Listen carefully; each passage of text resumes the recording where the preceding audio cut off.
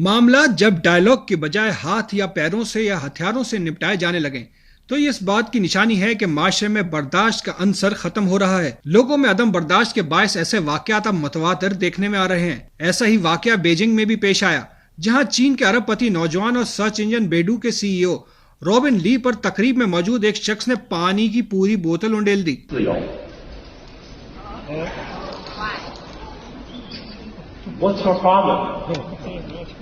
واقعے کے فوری بعد سیکیورٹی اہلکاروں نے پانی پھینکنے والے شخص کو حراست میں لے لیا۔ رابن لی اپنی کمپنی کی سالانہ تقریب میں آرٹیفیشل انٹیلیجنس کی حامل کمپنی کی موبائل فون ایپلیکیشنز کے بارے میں بتا رہے تھے۔ اس افسوسناک واقعے کے بعد بھی انہوں نے گیلی شرٹ اور بھیگے بالوں کے ساتھ تقریر جاری رکھی۔ عدم برداشت کے ایسے ہی افسوسناک واقعات پاکستان میں بھی دیکھنے میں آئے ہیں۔ سیاسی کارکن ہوں یا زندگی کے دیگر شعبوں سے تعلق رکھنے والے، اپنے سیاسی یا نظریاتی مخالف کو زیر کرنے کے لیے کچھ بھی کرنے کو تیار ہو جاتے ہیں۔ یہ پاکستان کی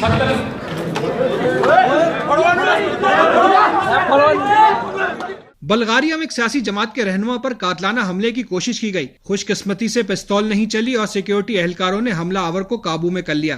فرانس میں نکولس سارکوزی کو دور صدارت میں کئی بار ایسے واقعات کا سامنا رہا۔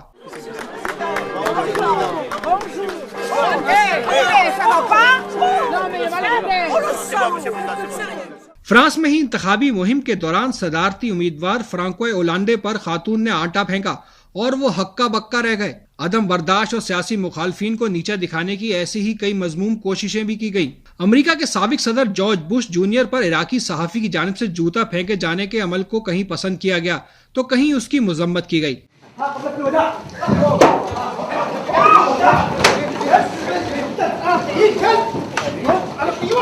لیکن اس واقعے کے بعد سیاسی رہنماؤں پر جوتا پھینکنا ایک ٹرینڈ ضرور بن گیا۔